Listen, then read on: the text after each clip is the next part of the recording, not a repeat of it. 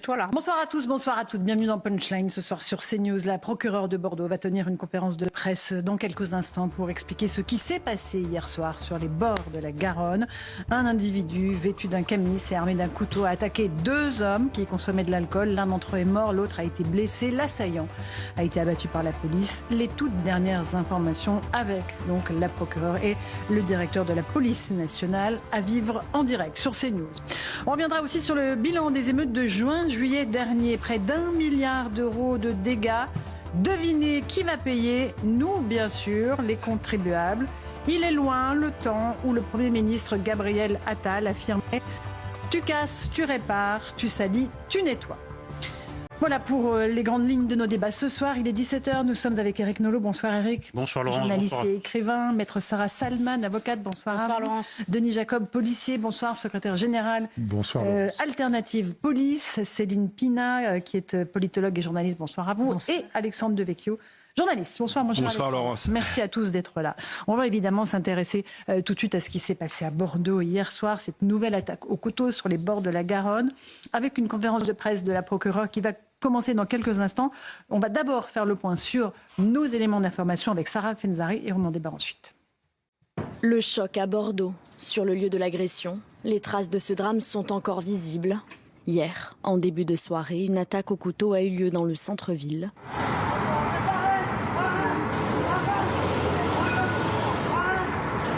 Une personne est décédée et une autre est grièvement blessée. Son pronostic vital est engagé. L'assaillant, de type nord-africain, a été neutralisé à proximité par les policiers alors qu'il se montrait menaçant avec son arme blanche. Sur place, le maire de la ville a tenu à rassurer les riverains. Nous allons tout faire pour aider à la réussite de cette enquête. Nous avons 9 caméras de vidéo ici qui couvrent l'intégralité du site. Donc naturellement, les images recueillies hier soir sont déjà à la disposition des enquêteurs. Ce secteur, plutôt familial en journée, abrite néanmoins de nombreux marginaux dès la tombée de la nuit. Sarah a été témoin de l'agression. Franchement, je m'y attends tout le temps. Que ce soit ici ou ailleurs,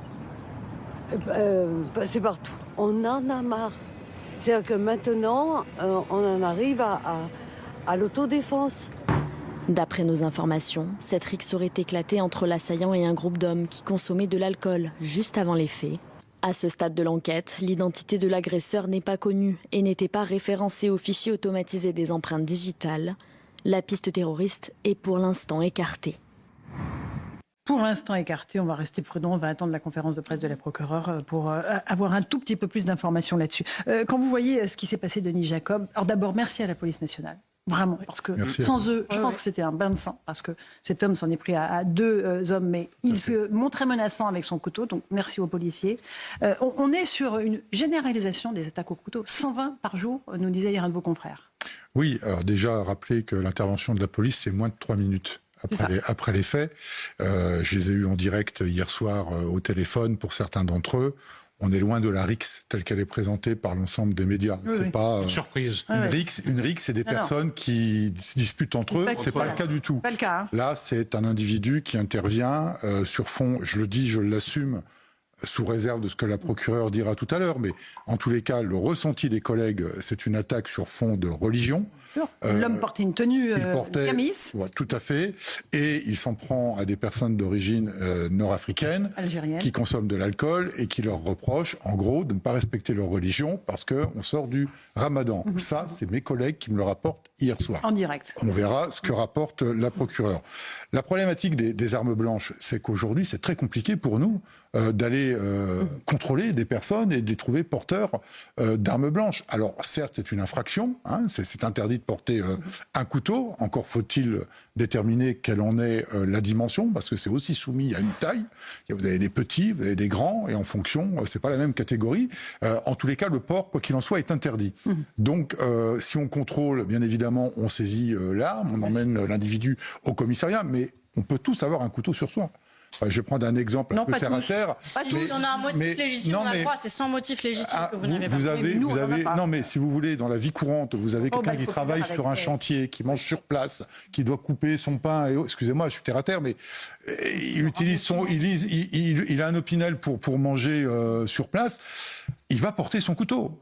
Bien que ce soit interdit. Donc voilà, donc c'est très compliqué pour nous, fonctionnaires de police, d'aller contrôler. Mais ça dit quelque chose de la société, Eric Nolot. Je rejoins absolument tout ce qui a été dit. Je pense qu'il faut faire très attention à ne pas hiérarchiser le mot attentat. C'est-à-dire qu'aujourd'hui, on ne parle pas d'attentat au prétexte que ce ne serait pas commis sous couvert d'un groupe terroriste ou autre, et que dès lors que ça rentre pas dans ce cadre-là, on ne parlerait plus d'attentat, mais d'agression ou de religieux, mais sans intention de terroriste. Enfin, voilà, donc c'est un peu compliqué. J'aimerais qu'on aborde maintenant l'angle de la police. Vous savez que on se l'est dit, la police nationale qui était intervenue extrêmement rapidement, en 3 minutes. C'est ça. Je crois que vos collègues étaient sur place. Il y a aussi toute une polémique autour de la police municipale à Bordeaux, qui n'est pas armée avec des armes létales. Et c'est vrai que le maire de Bordeaux s'est défendu aujourd'hui de ne pas avoir voulu armer de façon létale cette police municipale. Écoutez ce qu'il a dit à nos envoyés spéciaux. La police municipale, elle est armée, à Bordeaux comme ailleurs. Elle n'a pas d'armes létales, mais elle a des armes qui lui permettent de neutraliser des assaillants. Donc je ne laisserai pas dire que notre police municipale est désarmée, elle l'est. Et voilà, ce sont des armes non létales, mais je vous promets qu'ils sont déjà dissuasives et qui permettent, et c'est quand même aussi le but, qui permettent de neutraliser, quand c'est nécessaire, des assaillants. Denis Jacob, soyons clairs. Quand il dit des armes non létales, c'est quoi? C'est un taser? Un taser avec un gars qui a un couteau. Oui, alors on peut toujours neutraliser. Oui, on peut toujours neutraliser, mais en fait, c'est pas ça le problème. Le problème, et malheureusement, la police municipale, c'est un vieux serpent de mer. C'est-à-dire qu'aujourd'hui, la police municipale, c'est la 3e force de sécurité intérieure en France. Près de 25 000 agents. Et ils ont un statut un peu, excusez-moi du terme, un peu bâtard. Ils sont à la fois sous couvert du ministère de l'Intérieur et sous l'autorité des maires. Et en fonction de la sensibilité politique, on les arme ou on les arme pas. Le souci aujourd'hui, c'est que les primo-intervenants sur le territoire français, dans la grande majorité des cas, c'est souvent la police municipale. Et j'aurais. À Nice. Et moi, je pense à Nogent-sur-Marne avec Aurélie Fouquet, il y a quelques années, qui s'est fait tuer. Voilà, c'est aujourd'hui les policiers municipaux, c'est en gros la police de proximité de la police nationale d'il y a 30 ans, et très souvent ils interviennent en premier, donc il faut qu'ils aient les moyens de défense, et quelle que soit la sensibilité politique, il va falloir sérieusement poser la question de l'armement létal des policiers municipaux. Alors là, en l'occurrence, oui, non, là-dessus on est tous d'accord, et c'est pas ce que demande non plus la police municipale. On a tous des prérogatives, les missions régaliennes doivent rester des missions régaliennes de la police nationale. Néanmoins, on travaille au quotidien avec les policiers municipaux. Il y a des conventions qui sont signées pour travailler ensemble. Et la déclaration de cet adjoint à la sécurité de la mairie de Bordeaux, bon, c'est la NUPES façon LFI, c'est-à-dire qu'on est dans un dogme politique qui consiste à dire désarmons la police, il ne faut pas qu'ils soient armés. On a eu des débats dans le passé politique sur le désarmement des BAC notamment. Bon, voilà, c'est le dogmatisme de la NUPES en général et de LFI en particulier. Et il suffit de reprendre aussi les propos qui ont été tenus au conseil municipal de Besançon il y a quelques jours. Je me le gardais pour tout à l'heure. Voilà, mais ça démontre bien qu'ils sont dans une philosophie de vouloir désarmer la police nationale coûte que coûte et de laisser un peu s'installer l'anarchie dans notre pays. Alors, Jacob, un dernier mot avant la pause. Oui, n'oublions pas qu'on est aussi dans un contexte pré-JO et que forcément, tout acte qui pourrait être considéré comme un attentat peut mettre à mal tout ce qui est mis en place, commence à être mis en place. C'est grave ce que vous dites. Oui, donc ça veut dire qu'on met la poussière sur le tapis. Non, mais c'est-à-dire qu'on est... Non, mais il faut être très clair. Il ne faut pas non plus créer la peur au niveau national en citant des affaires comme celle-là systématiquement comme des attentats. Et on verra ce que dit la procureure de la République. Il faut être prudent sur les termes, mais après, il faut appeler un chat un chat. Et donc, moins on en parle et moins on diffuse un message de peur qui pourrait laisser penser qu'en matière d'organisation de la sécurité autour des Jeux Olympiques, il pourrait y avoir des actes comme cela Ce qui peut arriver, malheureusement, puisque on le sait tous, le risque zéro n'existe pas et que c'est pris en considération dans l'organisation des JO, fort heureusement, puisque ça sera une jauge jamais connue dans notre pays en termes de sécurité, mais on n'est pas à l'abri d'actes individuels comme celui-là. Bon, allez, on va faire une toute petite... Allez, tout de suite, direction Bordeaux. On écoute la procureure sur ce qui s'est passé hier soir sur les quais de la Garonne. Voilà donc pour les explications de la procureure de Bordeaux qui vient de nous faire le portrait, en tout cas le déroulé de ce qui s'est passé hier soir sur les bords de la Garonne, avec un homme, a priori un ressortissant afghan de 25 ans, un demandeur d'asile qui était vêtu d'un camis avec un kéfier autour du visage. Seuls ses yeux étaient apparents, Denis Jacob, qui était extrêmement menaçant. D'abord, qu'il y a eu une première altercation avec des gens qui buvaient de l'alcool, du rosé, qui les a tapés, et ensuite qu'il y a eu cette deuxième altercation avec les deux hommes qu'il a, pour l'un tué, l'autre blessé. Toujours en raison de leur consommation d'alcool alors que c'était le jour de l'Aïd. Pas de motivation terroriste, nous dit la procureure, mais on a ici le portrait robot d'un acte islamiste, on est d'accord ? Oui, oui, eh ben, la procureure confirme exactement ce que je vous ai dit tout à l'heure, les éléments d'information que j'ai eus depuis hier soir par les collègues intervenants. Effectivement, enfin, quelqu'un qui porte un kéfier dont on ne distingue que les yeux, je pense pas que ce soit pour faire beau, quoi, pour faire joli. Je pense que vraiment il y a un comportement, une attitude délibérée de se présenter comme quelqu'un qui veut porter atteinte à la vie d'autrui. Une question sur les policiers qui ont ouvert le feu avec un fusil d'assaut. C'est ce que dit la procureure, donc un HK. G36. G36, c'est ça, G36. Oui, l'HK G36, il est en dotation dans la police nationale depuis 2017. Si je ne me trompe pas, c'est sous Bernard Cazeneuve que ça a été mis en œuvre et consécutivement aux attentats qu'on a connus.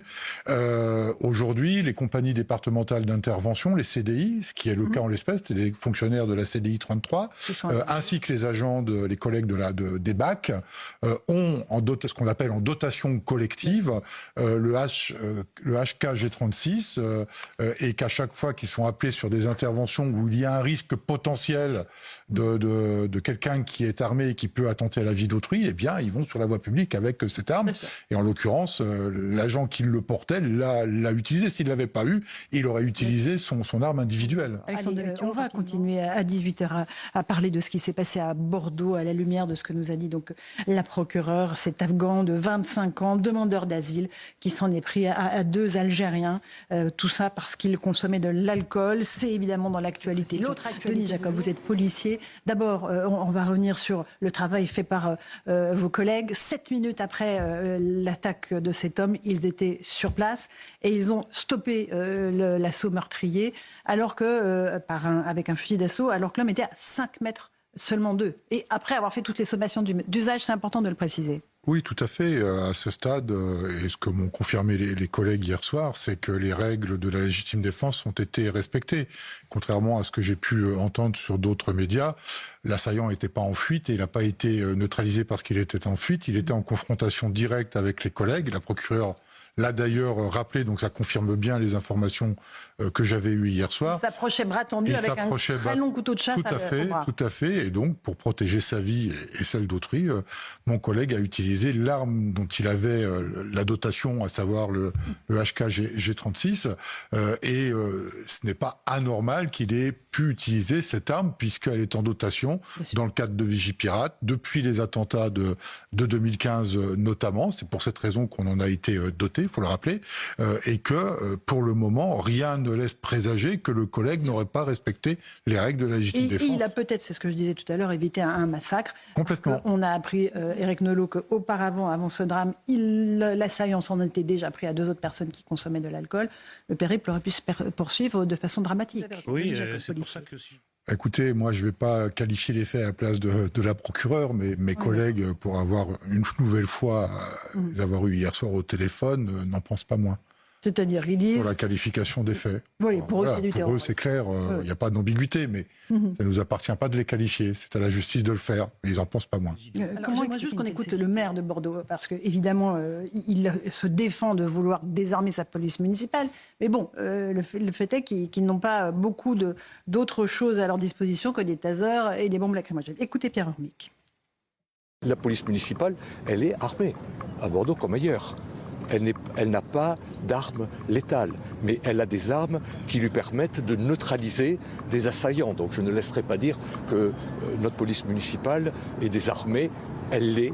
Et voilà, ce sont des armes non létales, mais je vous promets qu'ils sont déjà dissuasives et qui permettent, et c'est quand même aussi le but, qui permettent de neutraliser, quand c'est nécessaire, des assaillants.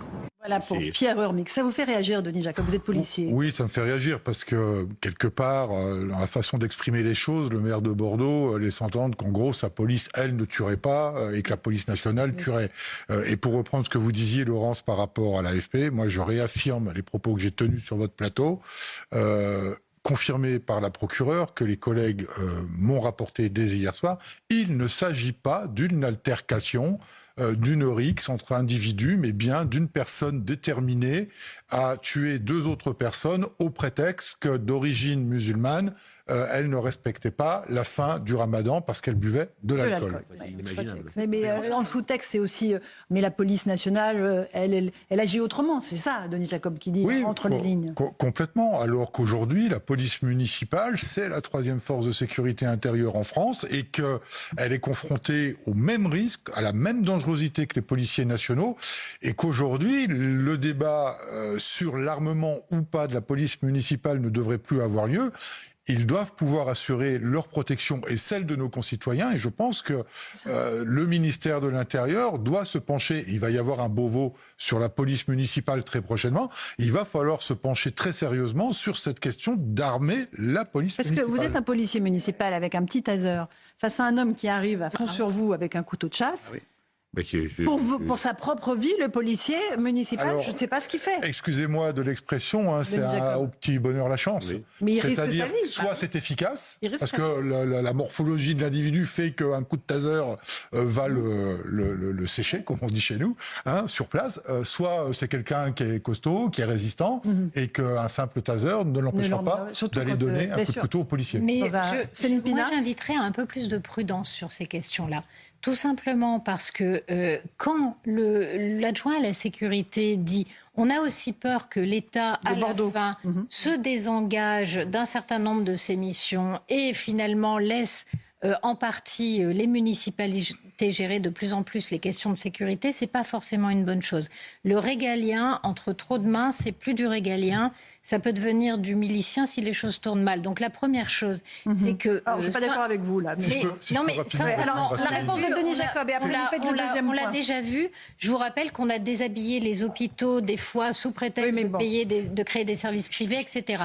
Jusqu'à présent, ça a toujours très mal tourné, et je vous invite... Pour la première partie, juste la réponse de Denis Jacob. Je tiens quand même à rassurer Céline sur ce sujet-là. On a des polices municipales aujourd'hui qui sont armées. Bien sûr. La police municipale de Nice. C'est celle dont on parle très souvent. Rappelez-vous la cathédrale de Nice. Jusqu'à preuve du contraire, la police municipale aujourd'hui ne s'est pas approprié les missions régaliennes de la police nationale. Donc bien sûr qu'il faut être prudent. Je ne dis pas qu'il ne faut pas l'être. C'est pas la police municipale qui se l'approprierait, c'est l'État lui-même qui se désengagerait.